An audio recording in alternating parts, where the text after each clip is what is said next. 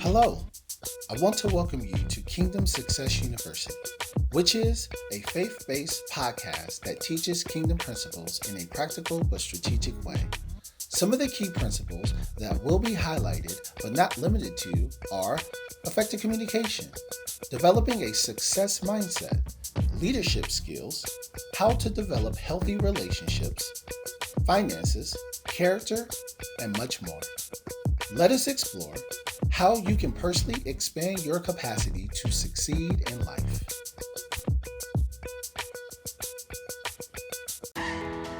Shara Hutchinson is a minister, TEDx speaker, international best-selling author, leadership strategist, change management practitioner, customer experience expert, talent optimization consultant, and founder and CEO of Exposure. With a master's degree in business and a bachelor's degree in technical management, she has over 17 years of leadership experience and a proven track record of developing and implementing operational strategies and technologies that support key business initiatives. She is known for inspiring leaders and developing high-performing teams. Shara enjoys writing and spending time with her 2-year-old son, Todd Jr., and her husband of 11 years, Todd Sr. Well, hello, everyone. Welcome to Kingdom Success University, where we teach kingdom principles in a practical but strategic way. So I am so glad to have our guest again back, Shara Hutchinson again. Hello, how's it going? Hi, I'm so glad to be back. This is like my third time here. And so I feel like, James, your family, and so is the audience. Like, I feel like they're our friends and family now. So I'm excited to be here. Absolutely. Yes, they are, family and friends. It's like a family reunion. So it's great, right? For sure, for sure. So I wanted to really just take a step back because you taught some good stuff from the last episode, which was developing team dynamics. And you used the acronym EXPOSE. And you went into details of how to basically identify team members, how to nurture and grow a team, whether if it's in a business setting or a job setting. But either way, you just know how to develop teams. So what I would like to do now, because this is a little bit unique, right? And so to let the audience know, Shara and I have not really done any practicing to this. So we're just really flowing. But we're going to talk about family dynamics. So, because when you think about it, so Shara, if for the audience that may not know Shara she's not going to brag about herself. So I'm gonna do the bragging here, okay? So she is a TEDx speaker. So to just even put that in context, like a lot of people don't have an opportunity to actually do that. So for someone to say, hey, we want you to go on this platform and speak to an audience of individuals that are highly successful, looking for that next step in their careers, they basically came to Shara and said, hey, we want you to speak here. That's pretty impressive. Then on top of with that, Shara has a successful career. So she's very successful. She manages a lot of people at her current role, and she develops teams. So that's pretty massive. But not only that, right? Here's the kicker. She's a business owner as well, right? So she runs a business. Wow, that's amazing to understand. So in her life, she has these buckets, but then we can't exclude the other side of her life, which being a wife and a mother. So today, I wanted her to take some time out to really teach us, hey, what are some of the key success or like give us some high level things that we can implement in our lives to be better spouses or parents or siblings, whatever that may be. How do we develop those dynamic relationships in our family? So with that, I'm done promoting Shara here, but I'm gonna turn it over to you, Shara. So if you want to start off with exposure, just a recap of that, but then, hey, let's transition into the family dynamics. We can go from Well, there. I want to first just say thanks, James, for the great introduction. And, I like the way you talked about the different buckets, because I'm not the only person who has different buckets in our life, right? We all have things that we are responsible for, and we all wear multiple hats. So you may wear the hat of a mother, a father, you may wear the hat of a business owner, the hat of a grandparent, the hat of a manager, a leader, the hat of a CEO, the hat of a coach, right? You could coach a team. You could wear the hat of a financial advisor. You could wear the hat of, there's so many different hats you can wear. And hey, on your job, if you have a job, you may wear different hats that aren't a part of your job duties. And somehow you have to learn how to not just compartmentalize the different hats that you wear, but to be able to give your best self wherever you are. And in our society and in our day, we are so busy. We are involved in so much. The generation now, we are like multitaskers. We want to do everything at the same time. And sometimes when you are career driven and business driven, or even ministry driven, right? You can forget that you have a family at home. You can be so tied into, the goals that you have, or so tied into what you're trying to accomplish, that you miss opportunities to spend with loved ones. And so I think, while last time we talked about teams, this week we're talking about family dynamics. And I'm going to say your family is your team too, right? A team is simply a group of people that are working towards the same objective.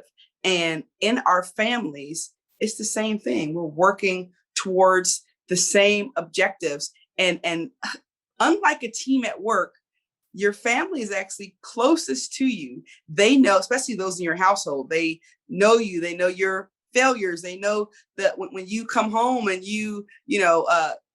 just lay off your professional voice, or you're tired, and maybe you're at work and you're tired, and you don't let anybody see it, but you get home and you're like, leave me alone. I'm tired, like whatever it is, like they see the real, right, James? Like your family absolutely, sees they do the real. And so when they see the real, now you're both all working towards the same goal, but they see you in a different light, and which means they can push buttons that people at your job can't push. Like if somebody says something to you that gets on your nerves at work, it's easier probably to brush it off than someone who actually knows you at home. And you're like, wait a minute, whether it's your brother, your sister, your cousin, your child, whatever, like it just, what do they say nowadays? It hits different. It hits different when it comes from, somebody in your family. And many times we can discount our family to pursue our dreams, to pursue our goals.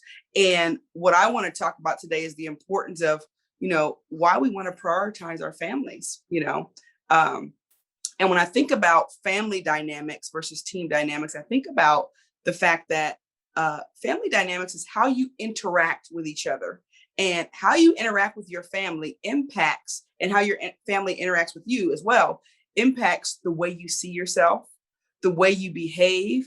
Even if you grew up with your family and then you don't even, converse with them anymore, and you don't spend much time with them, those things that were ingrained in you as a child still can sit with you to this day if you don't, address them, or you don't recognize that those, the things that happened to you in the past have an effect. Now, some of those things may not be bad, so it's not all bad, but sometimes there's bad things and sometimes there's good things that comes out of your family dynamics, right, James? Like every family dynamic has some really great qualities, and they have some dynamics that could be harmful. absolutely. And I like all the things you said about me, and I will share some tips today, but I am by no means like an expert at this. I feel like Paul, when he said, not that I've already attained or already perfected, but I'm pressing toward the mark.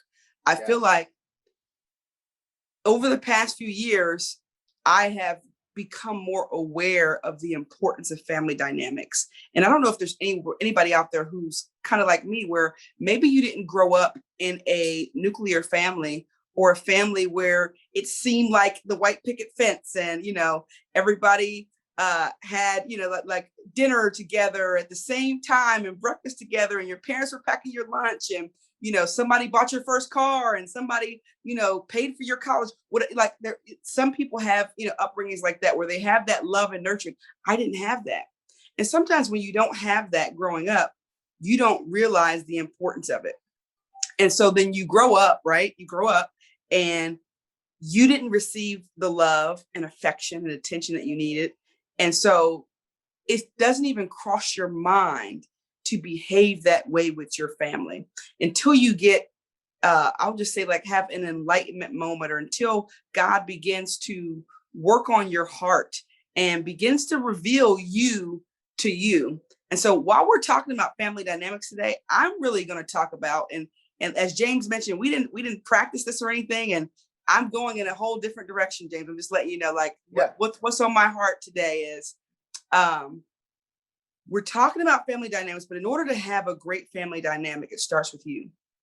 It starts with you searching inside of yourself and realizing what you can do better to improve the family dynamic. Because many times we have arguments with our spouse, we have disputes with our children, we have fallen out with our parents, we have infighting with cousins, like all kind of things. And what do we do first? We blame. Mm-hmm. We blame each other, which causes separation and division. And remember what I said earlier, right? If a family is a team working towards the same goal and you have each other's back, but yet there's infighting and you're separate, how can you move forward together? Mm-hmm. And then if you don't care, if you even talk to them ever again, how can they benefit you and how can you benefit them? Mm-hmm. And so, were you going to say something, James? No. I was actually agreeing with you. Okay. I was actually thinking of the quote, division. It actually means two visions. So mm-hmm. when people are in a disagreement, it's two different visions that are, colliding, right? Saying, no, I think that we can do this, or no, I think that we could do this. It doesn't necessarily mean that it's a bad thing, but it can turn into a bad thing if not handled properly, for sure. So that's what I was actually going to add there. Awesome. I love that. Two visions. And that's so true, because two visions to me also speaks of different perspectives. And so if you think that your perspective is always right, you're never going to have any real good, positive relationships. And whether it's family, friends, or whatever, relationships will remain surface if you only focus on what you think is right. And there's a quote that I don't know if I made it up or not. I think I made it up, but if it's out there, maybe somebody else said it. Maybe I heard it and don't remember. But I like to say, like, your truth and the truth are not always the same thing. And we live in a society where people say, like, well, this is my truth. Yeah, that may be your truth, but you may be looking at it from your perspective. And so if it's only from your perspective, how can you grow and learn and nurture relationships? And I'm going to share a personal story here just to kind of segue and jump into the lion's share of what I want to talk about today, which is really, like I said, fixing you in order to have a better family dynamic. When I was probably about maybe somewhere between 6 and 9 years old. So I've mentioned before that I lived in foster homes. So I had lived in 5 different foster homes by the time I was age 12. By the time I was 13, I was homeless. Prior to that, in one of the homes that I was in, my adopted mom's sister, I think it was her sister, she was washing my hair one day, and she immersed my head in water, and literally tried to drown me. And she was upset because of whatever she was upset about. And she always felt like, I was always getting in trouble, whatever the case may be.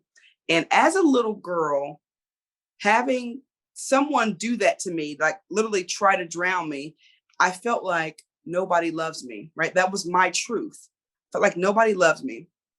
And then what I took it upon myself to do is I said, you know what? When Children's Services comes to visit, I am going to tell them what happened, because that wasn't the first time that someone had did something abusive to me. And I had just gotten fed up, and I thought to myself, I said, all right, if I say something to Children's Services, what they're going to do is they're going to get me out of this house. I'm going to move to another family and everything's going to be all right. So the people came probably a few weeks later, and they took me into the room by myself, which they normally did, to kind of talk to me about what was going on. And I said, listen, here's what happened. The lady put my head in water and tried to drown me while she was washing my hair. And here's the other things that are going on. And I really want to get out of this house, but please, please, please don't say anything. And I felt like, okay, they promised me they weren't going to say anything and they were going to get me out of the house. So they leave. And later that night, I'm getting ready to take a bath. And I had taken my clothes off, got in the tub.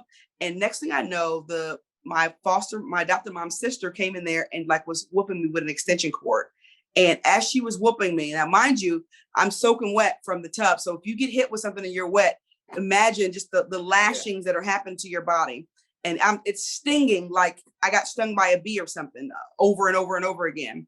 And she's saying, why did you tell them that, that we're abusing you? And the first thing that came to my mind wasn't the pain that I felt from her hitting me. It was the pain of the broken promise. It was the pain of somebody that I entrusted with information that I thought was going to help me, violating that trust. And at that moment, as it was 6, 7, 8, or 9, I can't remember the exact age, I said to myself, people can't be trusted. I said to myself, I don't need anybody. I said to myself, I'm not going to let anybody get that close to me again to be able to hurt me. Right. And so that was like an inner vow that I made to myself. James, have you ever had like an inner vow where maybe something happens and whatever it is, and you say to yourself, never again am I going to let that happen? Or absolutely. You say to yourself, you got me once, but you won't get me again. And then you implement a process, right? You initiate a new way of thinking based off a situation that happened. And so that's what I went through. I as a young child, like this is the way that I see life. And so I grew up, and moving to different homes and different places. And even as an adult, feeling like I don't need anybody, people can't be trusted, and I'm good by myself, and I'm not going to let anybody get that close to me. That was my mindset. Mm-hmm. And sometimes when you make vows like that, you forget that you even made them, right? Like you go on with life and you're doing things and people are looking at you like you're successful and you're doing this and you're doing that. And then things happen that bring up those old feelings and bring up those old emotions. And remember what I said earlier about the people closest to you get to see that real you. Well, your family, those in your household, if you have a spouse or you have children or parents, whatever, anybody in your family, because they have access to you on a level that other people don't, they can push buttons that no one else can, which means you sometimes get faced with the mirror to be able to say, why am I behaving this way? Right. And I remember one time my husband, it was my birthday. It was several years ago. He said, I said, he's a budgeter. He like everything's on a spreadsheet. He plans everything. When I say everything, I mean down to the cent. He reconciles his spreadsheet with his bank account every single day. He projects out what he's going to have saved and what he's going to spend on gas, on bills, on everything for a whole year. And so if a expense does not line up with his, plan, then chances are he is not going to do it. There is a 99.999% chance that he's not going to do anything outside of his budget. And I know that. And I had to give you that preface because the story I'm going to tell you, it fits in. So, So my birthday was coming up. Now, mind you, he even budgets what he's going to spend on my birthday, on Christmas, birthday, whatever. He's a year in advance already put a number inside of his spreadsheet for what he's going to spend. And this is a serious, like, I am not exaggerating, exaggerating at all. Huh? He's a budgeter. I mean, he is serious, and I'm a free spirit. Okay, I'm a free spirit. When I want to buy what I want. Now I don't spend a whole lot, but I like to just like if I feel like, you know what, I'm gonna drive and stop at Wendy's and spend a couple dollars. Not a big deal. It's $2. I don't see a problem with it. He's like, nope, I did not calculate that $2, so it cannot be spent. So anyway, my birthday was coming up, and I had asked for something initially that I think was like maybe $150. And then the Apple Watch came out. And now mind you, he had budgeted what he was going to get me a while back based on what I asked, but I wanted an Apple Watch. So then I said, Todd, I know you've already budgeted, but I want an Apple Watch, and the Apple Watch maybe was like $400. I don't remember how much it was back then. And his first response to me was, I didn't budget for that. Well, what he was saying was, I didn't budget for it. He wasn't saying he wasn't going to get it for me. He was just telling me that that wasn't a part of his plan. But sometimes people in our family or those closest to us, they say something, right? But because of the things that we've experienced in the past, we hear something totally different. So when he said he didn't budget for it, I immediately heard in my mind, he doesn't want to buy the watch for me. He doesn't care. I don't need him to buy the watch for me anyway, because quite frankly, I work my job and I can go out and buy my own Apple Watch. Those were the thoughts that honestly went through my mind, right? Mm-hmm. But think back to what I told you earlier. The reason why that came to my mind is because it was old feelings rising up from when I was a child, where being rejected, being abused, feeling like nobody cared, and setting up a defense mechanism to protect myself, right? Mm-hmm. And bringing that now into my marriage to say, like, I don't need you to buy me an Apple Watch anyway. And out of my mouth, I said, well, that's okay. I don't need you to buy me the watch. I'll buy it myself. And he looked at me and he said, I know you can buy the watch yourself.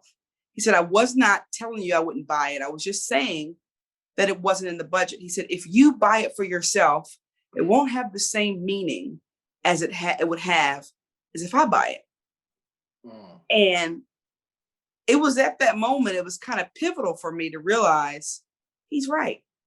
And I started taking a look at myself and I thought, why was the first conclusion that I jumped to that he didn't care, that he didn't want to buy me the watch, that I don't need you to buy me the watch? I mean, my little neck to myself was rolling, like, I don't need you to buy it, and why was that my first response? It wasn't what he did, right? It was me.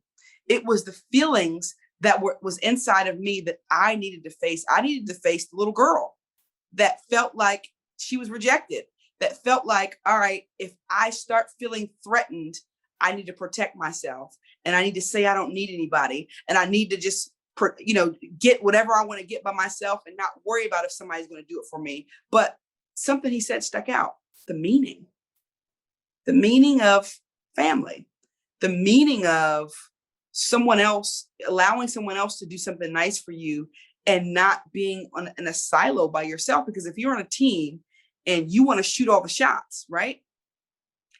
What happens? What happens, James, if you're on a team and somebody's trying to shoot all the shots and not give anybody else any leeway? Like, it doesn't work. People they become disengaged. They're like, all right, well, you're doing it by yourself, so why am I here? Exactly. Right? Exactly. And when you have these issues on the inside of you, right, that stem from childhood that are not addressed, your family dynamic is toxic. And I started doing a search, and I'm going to encourage each of you to do a search too. Like, think back to your earliest childhood memory. Usually it's something between the ages of 3 and 7 or 3 and 8, something like that, where you think of a defining moment that changed you as a child. And sometimes whatever that thing is even driving you as an adult without you thinking about it. And the way what it is like I said, when something happens that upsets you, that gets you mad, what voice do you hear? What do you say to yourself? Because, like, for me, the first thing I said to myself was, I don't need you to buy me the watch anyway. And it was like just that quick, because that is what I had taught myself all along. And I don't even know. I mean, I didn't even plan to say all this stuff. I had a bunch of other things written down, but I feel like someone, James, needs to hear, that yeah, if you want a better family dynamic and you want more peace in your home, it doesn't start with looking at the other person or persons. It doesn't even start as a parent with looking that your kids need to be better, right? Or your spouse needs to be better, or your brother needs to be better, your sister needs to be better, or your parents need to be better, or whatever. It's like, what can I do better? Like, what are the things that are holding me hostage? right. And what are the things that are preventing me from one of the quotes I always love is seeking to understand before seeking to be understood. Like seeking to listen. Sometimes we don't even want to listen because we think we're always right, or we don't want to be receptive to new information because we think that somebody's like I remember I felt like if anybody gave me any feedback that they were trying to say I wasn't doing a good job, or like they, like if they said, hey, could you change the way this is done? I felt like, to me, what I was hearing was, you messed up, you're wrong, like, but those were thoughts that were replaying from how I felt as a child, and bringing that into adulthood and having my growth stunted, simply not just professionally, but also in relationship, until I saw that. And in my mind, God, it takes him to break down those walls. It takes God to really, he knows us. Like, he knows the number of hairs that are on our head. He formed us when we were in our mother's womb. He knew us even way before the foundation of the world. And so he knows everything that we have went through, what we're going to go through, and who we will become. And as we get closer to him, I think we see more of who he designed us to be. And as we're growing up and going through different situations, how can I put this? We kind of take on the form of something else, right? Like, we're shaped by external things. And then as you progress and you mature and you get closer to God, I think what's inside of you begins to manifest and come out. And the awesome thing is, it's making me actually happy now thinking about it. Everything that we need, James, is already on the inside of us. Everything. Absolutely. He put everything, everything that we need, everything we need to have a great family dynamic is already on the inside of us. And sometimes it's hidden behind a wall, hidden behind a shell, hidden behind, lies that we tell ourselves, hidden behind hurt. The Bible says that he would, above all, that we would prosper and be in health, even as our soul prospers. And our soul is our mind, our will, and our intellect. So sometimes our mind is tormented and plagued by thoughts that were planted there years ago. And God wants us to uproot those things if they're not serving us, if they're not allowing us to demonstrate the love that he wants us to demonstrate to our family. I feel like I'm rambling, James. Let me let you talk, because no. This is good. We said that we brought you on here to talk, right? But no, just to actually kind of chime in a little bit, as far as in just family dynamics. The way that I look at it as well is that being able to compartmentalize. So compartmentalize with problem solving. So sometimes when people go into relationships, when they're friends, and then they decide to go in courtship, and then eventually marriage, is that everything kind of gets blurred. Everything like comes all together. Like, oh, if something happens, it's like, oh, it's that person's fault, because we have not been taught from a society standpoint how to compartmentalize. So, like, for instance, like a great example is understanding what's your problem versus their problem versus what's our problem together, right? So when you can understand those three buckets as an individual from a family dynamic perspective, then you won't really be offended. You won't be, this person that's like tossed to and fro because you think that everything that someone says to you is a personal attack. I know back in my marriage, I used to be the same way. I used to like, oh, what you say about me? What? Huh? Just on edge, right? There's people there out there right now. They're laughing, but it's true, on edge because this family dynamic is, well, it's their fault. Well, is it really their fault, or is it really your fault because you didn't do the due diligence? You didn't do the things you needed to do to at least put that person in a position to win. Because what this is all about from a family perspective is both people going down the same path, right? And that's why it's so important to understand something. Warren Buffett said this. He said the most important. Now, this is just from a natural standpoint, being in the world. Okay, he basically said that the most important decision that someone can make is the partner that they choose, right? Is the partner that they choose. Because what Shara is talking about is success. So this is called Kingdom Success University. This is not called Kingdom Losing University. We're not trying to teach you how to lose. We're not teaching you how to be a loser. We're teaching you how to win in a way that makes sense. Now, everybody's dynamic is different, but it starts with a mindset first. So the mindset come from you in taking a step back and understanding that every person in the world has gone through something in their childhood, right? Whether it's small, big, it doesn't matter. Every single person has gone through some type of traumatic situation. So you're not going to find the perfect spouse, okay? That's what Shara was saying, right? So Shara is saying that, hey, I wasn't really the perfect spouse, and Todd may feel the same way, vice versa, right? That, hey, I'm not the perfect spouse as well. Well, yeah, we're two imperfect people, but what Shara is teaching is that it's a mindset starting with you. Hey, what's my problem? Right? Hey, that childhood is not my spouse's problem, right? That was something that happened way before this person. So that's something that we as individuals have to deal with first, and then say, okay, once we deal with that, okay, now let's talk about what's a us problem, and that's towards the goal. What is the mission? Is the mission, hey, I want to own a couple of businesses, or hey, I'm trying to retire at this point in time, or hey, I want to be a stay-at-home parent. Whatever the goal or the mission is, that's where both people need to be on board with, not each other, attacking each other, saying personally, you're a bad person because I felt jaded because you said something, right?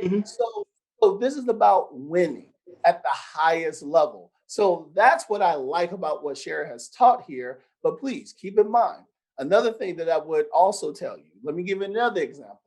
There's an author, you probably heard of him, Shara. His name is Jim Rohn, not Jim Rome, but Jim Rohn, Rohn.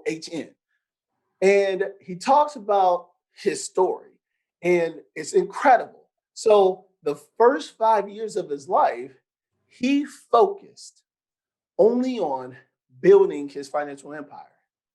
But hear this, but it was to the neglect of his family. And the one thing that he talked about the most on every session of success, the regret that he talked about the most is not paying close attention to the details of what Sherry is talking about with the family dynamics. That was his regret. To his grave, to this day, even to his grave, he talked about that he regretted that piece there. He didn't talk about more money. He didn't talk about more success. He didn't talk about trying to take over the world. He talked about the family dynamics. So if you hear what Shara is talking about, please be mindful because there are traps. Yes, even though you may be in pursuit of a worthy goal that will get the family to the next level, but it's not to the neglect of them, right? So that's what Shara is teaching. So I didn't want to kind of chime in on that, but I just wanted to kind of lay that out to where, hey, people can hear that what you're teaching is absolutely on point, and it's true now, right? Because now COVID is lessening, people are getting out more, and the truth of the matter, if people don't want to hear this, that's okay, is the mere fact that there are so many distractions. There's 4,000 hobbies in the United States. Did you hear that? I'm gonna say that again. There's over 4,000 hobbies that people can get involved in just in the United States. And you know what the average American is putting or investing into the family dynamics? And this is obviously was tracked by the government here. Only 3 hours a week of quality time with no distractions. 3 hours a week. Wow. So please, what Shara is talking about is very much on point, and this is a passion point of ours. And I know it's a passion point of mine because I have 4 girls. Obviously, I'm single, but I'm keeping in mind, like, hey, if when that future spouse comes, I have to be mindful that, hey, it's not just my life. It's just not her life. It's our life together, right? And how do we move forward? That's really the goal. And I hope that people, the audience, that you can get that and grasp that, because that is very, very important. Because at the end of the day, let's get honest, let's get real. When you're on your deathbed, you're not asking for a resume. Mm-hmm. When you're on your deathbed, you're not asking, can I get a TEDx talk session, Mm-hmm. right? Like you're not asking for any of those things. When you're on your deathbed, you're asking for those who were in your life. And the question is, who are those people? And if you don't have them, why? Because again, if you don't keep in mind the most important things, you can lose sight of the most important things. So Shara, keep going. I'm sorry, I can keep Yeah, going. that was really good, and it reminded me of I was on a meeting probably a couple months ago, and the keynote speaker said that he had been for the past maybe 6 or 7 years been traveling all over the country every week, and maybe spent a few days a month at home. And so he said, even though COVID has had some negative impacts in our nation and in our world, it actually brought positivity to his life because he's had an opportunity to spend more time with family than he has in 7 years. So he had an opportunity to get to know his children. Like if you're only home a couple days a month, you don't know your kids when you get there. He said he was so exhausted, he would come home from flight, and just going to sleep, barely spending time with his wife, barely spending time with the children, not knowing what they like, not keeping up with how they were doing in school or what their hobbies, one of the 4,000 hobbies, right, were, or anything like that. He had no idea.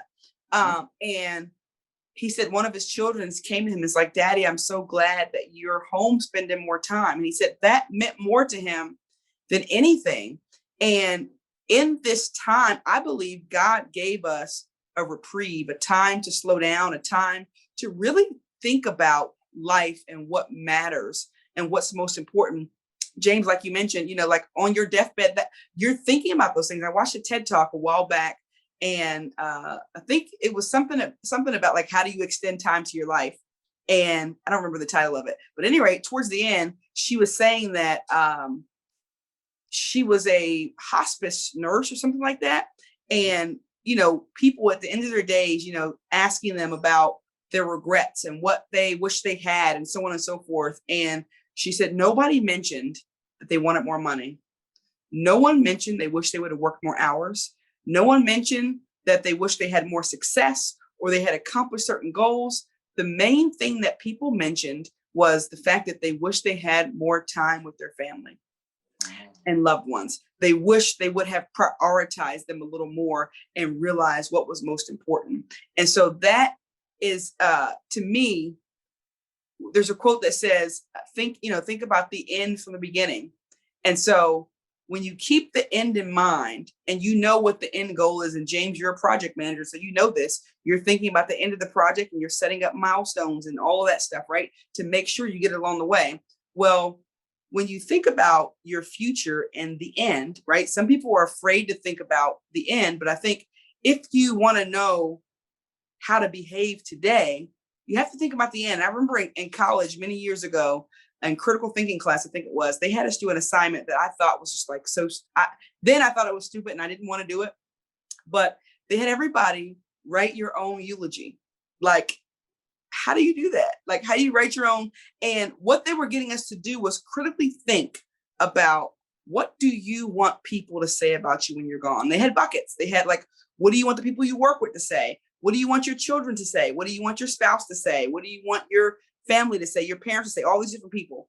And in thinking about that, right, if you think about what you want people to say and what you want them to remember, it should shape your behavior, because you say, wait a minute, if I want people to know me as being loving and caring and kind, then it stands to reason that I should probably be loving and caring and kind now, right? Like if I want people to say, you know what, this person loved God, then it stands to reason that our behaviors should show that we love God and we love people. And so I thought that was really good. And back to just like the COVID and spending more time with family and everything, I want to make a point here that, you know, during COVID, I also had a moment where I realized that I was busy, and that I needed to slow down and smell the roses and focus on what was most important. And I was used to working and then working on my business and researching and writing and doing all this stuff. And one day, every time my husband was talking to me, not every time, but most times when he was talking to me, I would be multitasking and texting or very rarely texting, really just researching, reading. I'm not on the phone too much, but on my phone or on my iPad or on my computer. And this particular time I was on my computer and I was doing some research, and he said something to me and I said, And he's like, you didn't hear anything I said, did you? And I was like, yeah, I heard you. And I tried to repeat what he was saying because I had one ear on him and one ear, focused on what I was, paying attention to. And he said something that really kind of struck a chord. He said, you never listened to me. And the word that stuck out to me was never. Because I was thinking, never. I mean, this is just like one time I was doing something and you say I never listened to you. And I replayed that in my mind over and over and over again. And what I realized he was saying is, when we talk, you're always working on something and not giving me your undivided attention. And I felt sad about that. Like, I don't want you to feel like you're not important. I don't want you to feel like I'm not listening or paying attention to you. I don't want you to feel like you don't have value in my life. And so it caused me to take a step back and realize, you know what, the things that I'm working on and staying up late to do, it's not like I can't do them another time. It's not like I have to do it right at that very moment. But when you are a driven person, sometimes you can be distracted by just the things that you want to get accomplished. Even, my son, I thought about him and I thought, like, I don't want him to see me working all day and all night. I want him to see me working and to know that we have goals and stuff, but I don't want it to take away from the time that I'm spending with him to where he's running around and I'm on the computer, right? Like that shows him that I'm not important to you. And so that caused me to think about what is essential, what is most important. That's another point that I want to make. Like, in family dynamics, you have to realize what is the most important thing. And so then I was on like several boards that I was serving on. I was volunteering and doing a lot. I took time to really reflect and think, what do I really need to be involved in? And so there was a board I had been on for like 4 years, and I realized it no longer aligned with where I'm going. And so I resigned from the board. I was only on there because I felt like I needed to help. But I'm compelled to stay on a board for something that I'm not really actively involved in right now, but not as compelled to spend time with my family. Right? That's real and honest. And many people out there are having that same struggle, whether you say it or not, especially if you're a person that wants success and you have goals, right? But it's being aware of it.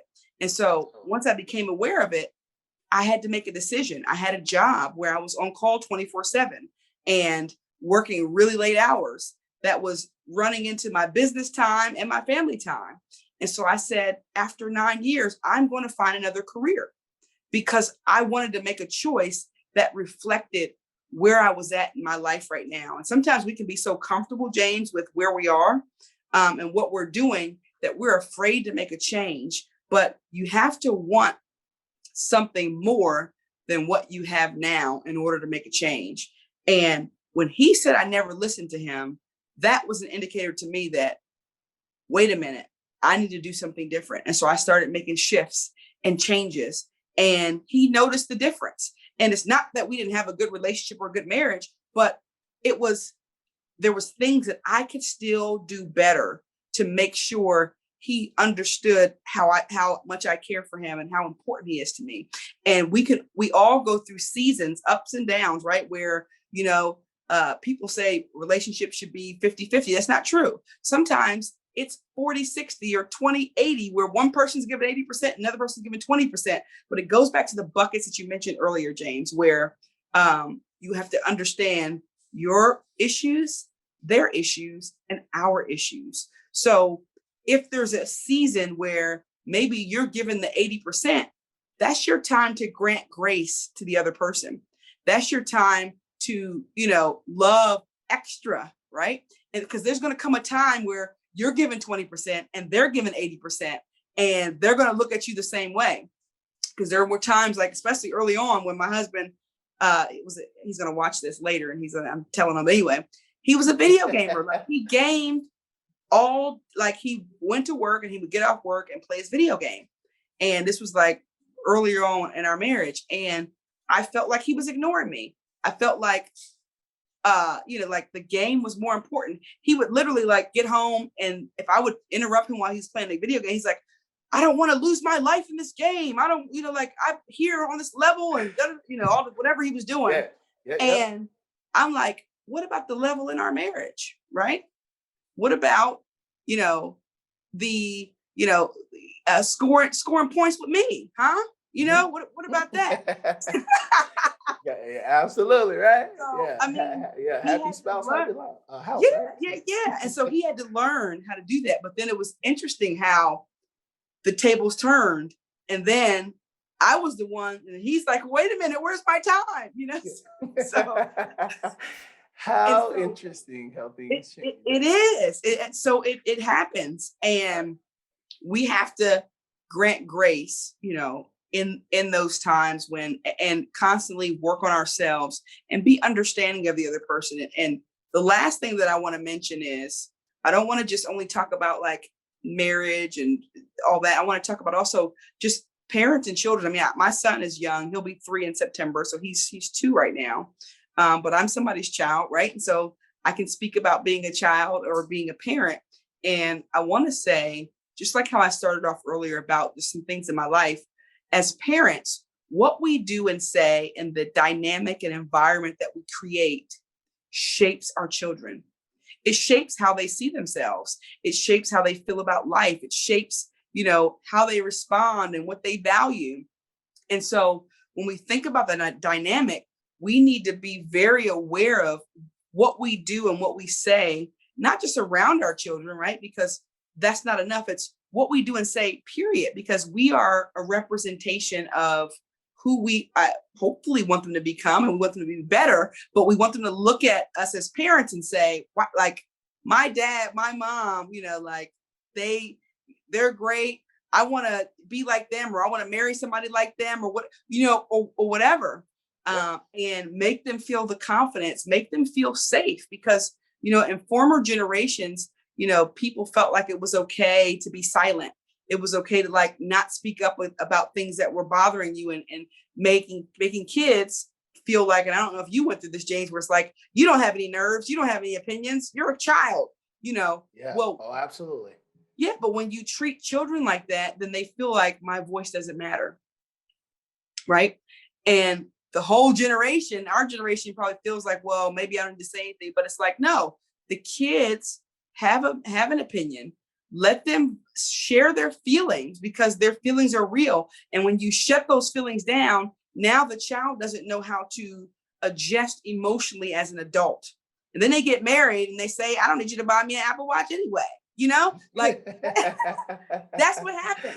Yeah, exactly. I mean, or they say, oh, you said something to me. What you trying to say? Like they don't know how to filter and navigate those feelings and emotions because nobody taught them or nobody allowed them to express it. So the only expression that they know how to express is anger or rejection or fear, right? And no love and no like understanding and no being rational and no being able to converse about something and no being able to disagree respectfully, right? Like when you love somebody and you're in whatever family or whatever, even if you're not family and they're just who you're working with, you should be able to have a healthy dialogue with somebody who has a differing opinion in a respectful manner and not get upset or offended.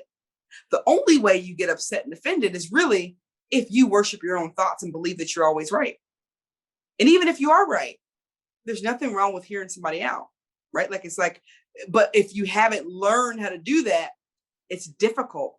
And so as I've been going through this process over the past few years myself, just getting to know me better and overcoming barriers from childhood, I realized that it is not an easy task to address the you that nobody else knows, right? The you that is scared, the you that is rejected, the you that is fearful, the you that has low self-esteem, the you, no matter what you've accomplished, sometimes you can feel low about yourself and nobody knows.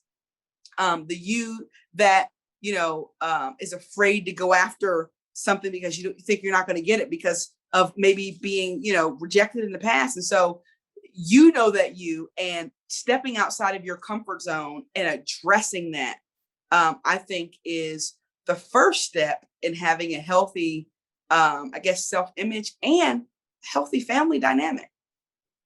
100%. There's two principles that I actually pulled from that. So the first one is when you were talking about the person that thinks, oh well, my way is the right way, or they always think they're right. Because I think for a lot of us, we think we are right in some things, right? Mm-hmm. In certain aspects. But here's a principle that I learned from a mentor. He said, James, it's about getting it right, not being right. So if you understand the difference, that's where you can put yourself in the best position to win in family dynamics. It's not about who's right, it's about getting it right, right? Let's get right. Let's get this situation right. Hey, yes, I may have a feeling. That doesn't mean that it changes the way my perspective of you. It's just, hey, I just have a certain feeling towards the situation, right? Mm-hmm. And not taking everything personal. So it's not about being right or who's right. It's about just getting the situation right. And that's really where two mature people come together, right? To really move in that right direction. So that's the first principle. But the second principle, before we close it out and have you leave with some departing wisdom here, is it's about it's not about getting into if you're thinking about if you're a single parent and you have children, if you're in a relationship and you're kind of on the fringe of like, oh my gosh, like there's some friction there. Well, let me teach you something that a mentor taught me. He says, James, always outgive the person. If you outgive, outserve, outlove, outwork, outthink the person, guess what? You'll never ever feel that, oh my gosh, they must do this because you're always on the giving end. And the one principle that I've learned is that you can't outgive God. Because if you treat that person as if they are in that position of Christ, then hey, Christ is always going to come back and honor you. So when you honor him through the person that you're serving, that child, your spouse, whoever that is, and Christ will honor you back. So that's the one thing that I can definitely tell you out of those two principles, that hey, if you're looking at family dynamics, that's the key to success. Now you don't have to take that, but hey, we're going to take that to our bank and go win with that as well, right? So with that, Shara, leave us with some departing wisdom. Like, what would you give us, far as in just what you talked about? I just say, in light of everything that we talked about today, the one thing that I want to leave you with is to have um, a healthy family dynamic, of course, requires to work on you, as we talked about, right? But the one thing that is really, really important is that you have to be intentional. It does not happen by accident. So you could have all the knowledge and everything that we shared. You could have taken notes and wrote down the importance to compartmentalize and to think about, the us problem versus the you problem versus the me problem versus the giving grace versus, making sure that you understand the things that are hindering you and things that happened to you as a child that are maybe causing you to not be able to, have healthy conversations or relationships now, whatever it is, right? You can know all that and recite it and still not do it. That's what the Bible says. Be doers of the word and not just hearers only. Because guess what? The doing is the hard part. The hearing is the easy part, right? Like we can hear it, we can dialogue about it, but the doing, and I'm saying this from experience, is not easy. And it takes repetition. It takes being intentional. It takes, being accountable. And I like that James mentioned that he has mentors, because we don't always see ourselves the way that we are. There's a quote that I can't think of it on the tip of my tongue, but it talks about how we judge ourselves based on our intentions and we judge others based on their behaviors, right? We look at ourselves and we say, well, even though I did this bad thing or said this bad thing, I didn't mean it, right? Like I didn't intend it to happen that way. I didn't intend them to feel that way. So they should grant me grace. But when someone else does something, right, we judge them based off of, no, that's what you did. And yes, they did it. But what about the same grace you extended to yourself? What about thinking about the motivator between, why did they do it? Why did they say it? If you have a relative or a spouse or a child or whatever, have you ever stopped to think about if they did something that you didn't like or that hurt you or whatever? Like, I wonder why they did that. Like, taking a pause to think. It goes back to what we talked about of seeking to understand before seeking to be understood. When you love like God loves, you seek to understand first. And you say, I wonder what, maybe they had a bad day. But instead of jumping into a conclusion and thinking that, oh, they said this because of da da da da, maybe it's just that they just got bad news, Maybe it's that they got fired from their job today and they're just maybe they're having some hormonal issues that you don't know about. Maybe they are feeling down about something that happened in the past. Whatever it is, understanding that and being able to grant grace and, like James said, outlove them, outserve them, outwork them. And I'll give an example on the way out of my husband doing this. And it was, so we our son is our miracle. It took us 8 years to have him. And we went through, several rounds of in vitro fertilization, and we had several losses. Well, one of the losses that we had was during the second trimester. So it was like after the baby was fully formed, and we saw the hand, the head, the feet, heard the heartbeat and saw all the organs. And then we lost the baby, and I went into labor early, and I was completely devastated. It was probably one of the lowest points emotionally that I had, especially in our marriage, because I couldn't understand how God could bless us with a child and then take it away. At least that was my perception. That's how I saw it. And so I was really kind of messed up emotionally. And we went into a store and we were walking around. It was Value City Furniture Store. Yeah. We were walking around, and I saw a woman who was pregnant, and she was probably about 8 or 9 months pregnant, and her belly was out there. And instantly I started crying, and I was crying because I felt like that should be me. Like, Lord, why didn't I get to have the baby that was in me? And my husband, I didn't say anything to him about that. I just was crying. And then he came over to grab me, and I was like, I'm ready to go. I want to leave out of the store. Like I was just angry. And instead of him saying, why are you tripping? Why are you upset? He hugged me. He hugged me and he said, I understand.